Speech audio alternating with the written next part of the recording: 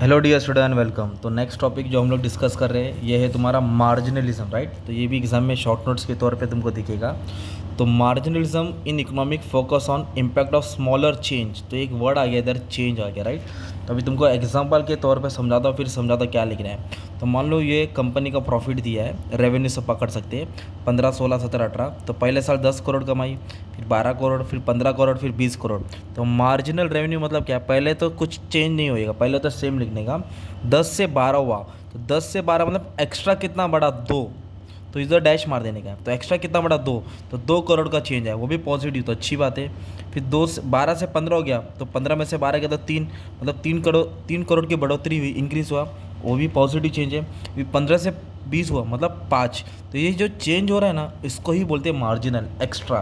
तो marginal means additional और extra, मतलब जो एक्स्ट्रा होता है। Business economic analysis are based on marginalism. जो भी बिजनेस की स्टडी होती है वो देखते हैं कि उन लोगों ने इतनी एक्टिविटी पे, इतनी कैपेसिटी पे, इतना टर्नओवर पे कितना एक्स्ट्रा किया, राइट। तो क्या समझ में आया? Marginalism in economics focus on impact of smaller change और एडिशन टू डिसीजन।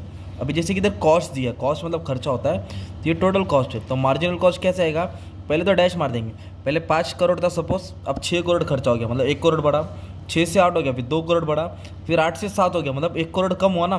तो इधर कंपनी खुश होती है कि कंपनी का कॉस्ट कम हो रहा है, मार्जिनलिज्म, ओके। तो रेवेन्यू बढ़ना चाहिए और कॉस्ट कम होना चाहिए, कंपनी का यही है। तो मार्जिनल मतलब जो एक्स्ट्रा होता है, तो marginal cost, marginal revenue, marginal product, marginal utility, ये सब कॉन्सेप्ट इसमें आता है, राइट।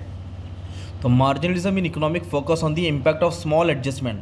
जो छोटा मोटा चेंज होता है ना, एडजस्टमेंट, और चेंज कैन बी पॉजिटिव और नेगेटिव, और एडिशन टू ए डिसीजन, जो नया डिसीजन लेने के बाद जो चेंज आया, ओके। तो marginalism recognize that as an one input increases, जब कोई चीज़ बढ़ता है, वाइल अदर रिमेनिंग कॉन्स्टेंट। जैसे प्राइस चेंज हुआ, बाकी अदर फैक्टर कॉन्स्टेंट हुआ डिमांड का। The additional output will eventually decrease, explain the principle of diminishing marginal utility. तो डीएम में अपन ने लॉ में 12th में पढ़ा था, मतलब कैसा है, जितना एडिशनल होता रहेगा उतना फिर बाद में मार्जिनल क्या होता है? कम होता है, फिर एक पॉइंट पर रुक जाता है, फिर नेगेटिव हो जाता है। तो मार्जिनल धीरे धीरे क्या होता रहता है? कम होते रहता है। एक्स्ट्रा क्या होता रहता है? कम होते रहता है। तो marginal analysis helps individual and business make optimal decision. एक अच्छा कंपनी डिसीजन लेती है by comparing cost and revenue, marginal cost and revenue, कि कितना खर्चा हो रहा है, इतना इनकम जनरेट हो रहा है, तो क्या ब्रेक इवन पॉइंट रहेगा, क्या कंडीशन रहेगा, क्या प्रॉफिट कमा सकती है। तो कंपनी मार्जिनल के हिसाब से सब कॉन्सेप्ट लड़ती है, खेलती है।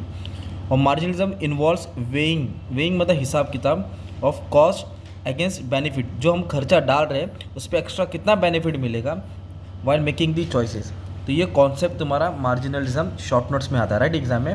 तो इसको अच्छे से एग्जाम्पल के तौर पे इजी लैंग्वेज में तुम्हारे लिए बना दिया, क्योंकि बुक में एकदम हार्ड दिया था, राइट।